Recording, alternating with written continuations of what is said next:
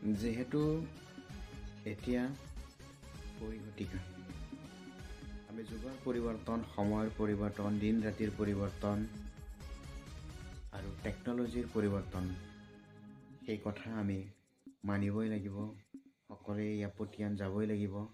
যুগ এটা আছিলে য'ত আমি টিভি চাবলৈ আনৰ ঘৰত লাইন পাতিছিলোঁ ৰবিবাৰে ৰাতিপুৱা, শুক্ৰবাৰৰ 9টা বজাৰ ফিল্ম চাবলৈ।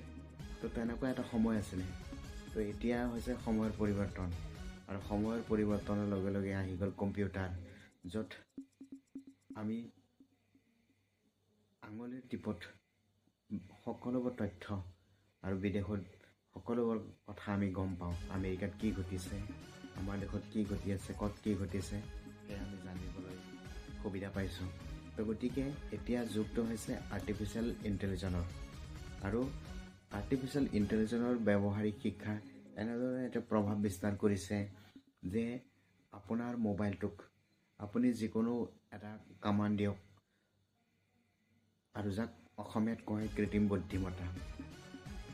আপুনি অসমীয়াত যিকোনো এটা কাম বা ইংৰাজীত যিকোনো এটা কমাণ্ড দিয়ক, আৰ্টিফিচিয়েল ইণ্টেলিজেন্সে আপোনাক সেইটো বিচাৰি উলিয়াই দিব মুহূৰ্ততে।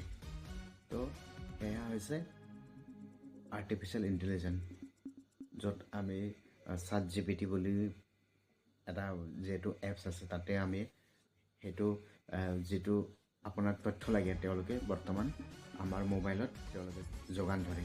তো আমাৰ ছাত্ৰ ছাত্ৰীসকলে এতিয়া অকল প্ৰশাসনিক বিষয়া হৈ থাকিবৰ বাবে নহয়, প্ৰশাসনিক বিষয়াও লাগিব আমাক দেশখন ৰক্ষা কৰাৰ বাবে, ৰাজনীতিক নেতাও লাগিব, আৰু সেনাবাহিনীত যোগদান কৰাৰ প্ৰক্ৰিয়াটোও আমাৰ ল'ৰা ছোৱালীৰ মাজত লাগিব। তো মই এতিয়া কথাটো ক'ব বিচাৰিছোঁ, যিহেতু আৰ্টিফিচিয়েল ইণ্টেলিজেন্সৰ ব্যৱহাৰিক মানে এনেকুৱা প্ৰভাৱ বৰ্তমান বিশ্বত হৈছে, তো গতিকে আৰ্টিফিচিয়েল ইণ্টেলিজেন্সৰ ফলত আপোনাৰ ল'ৰা ছোৱালীয়ে মাক বাপেক লগতে অঞ্চলটোক এটা সুপ্ৰভাৱ বিস্তাৰ কৰি তুলিব পাৰিব।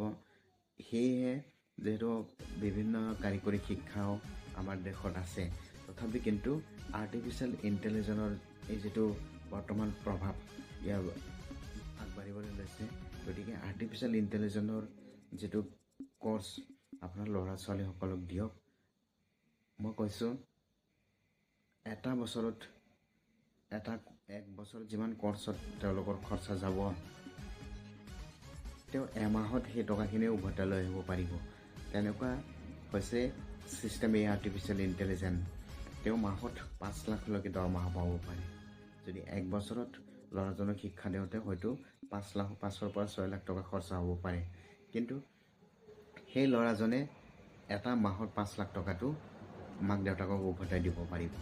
তো তেনেকুৱা হৈছে আৰ্টিফিচিয়েল ইণ্টেলিজেন্সৰ ছিষ্টেম। তো আমাৰ গুৱাহাটীতো ইতিমধ্যে ইয়াৰ ইনষ্টিটিউট হ'বলৈ লৈছে। এয়া হৈছে Meta family school of data science and artificial intelligence, আৰু এইটো IITত আছে সম্ভৱ। আৰু দ্বিতীয়টো হৈছে 360 DGTMG গুৱাহাটী ইণ্ডিয়া, এইটো এটা। এই দুটা মই পালোঁ, আপোনালোকক জনালোঁ। গুগলত চাৰ্চ কৰি চাওক, ইয়াৰ তাতে তেওঁলোকৰ নম্বৰ পাব পাৰে, যোগাযোগ কৰি চাওক কিমান লাগিব, কিমান খৰচা হ'ব, সেইটো তেওঁলোকৰ পৰা তথ্য লওক।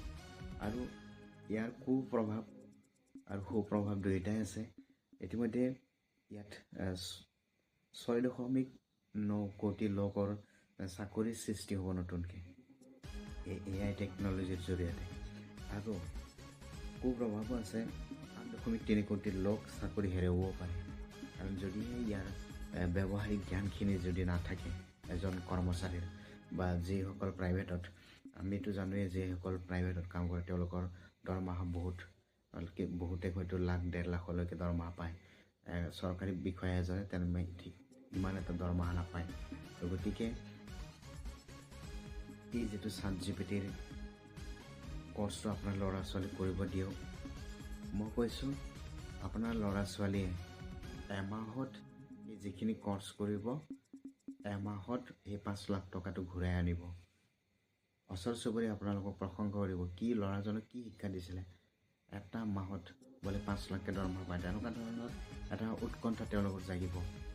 আৰু তেওঁলোকৰ ওচৰ চুবুৰীয়াও নিজৰ ল'ৰা ছোৱালীক সেই শিক্ষা দিয়াৰ কাৰণে আগবাঢ়ি আহিব। গতিকে ChatGPT বা আৰ্টিফিচিয়েল ইণ্টেলিজেন্সৰ শিক্ষাটো দিয়ক ল'ৰা ছোৱালীক, আৰু নিজৰ ল'ৰা ছোৱালীক সুস্থ সবল এখন সমাজ গঢ়ি তোলাৰ ক্ষেত্ৰত অৰিহণা যোগাবলৈ দিয়ক। ধন্যবাদ। আজি ইমানেই আছিলে। কথাখিনি যদি অৰ্থপূৰ্ণ লাগিছে, ভাল লাগিছে, তেতিয়াহ'লে লাইক কমেণ্ট আৰু অন্ততঃ এটা ছাবস্ক্ৰাইব কৰি দিব। আগলৈকেও এনেধৰণৰ ভিডিঅ' লৈ আহিবলৈ ময়ো এটা উৎসাহ পাম। ধন্যবাদ।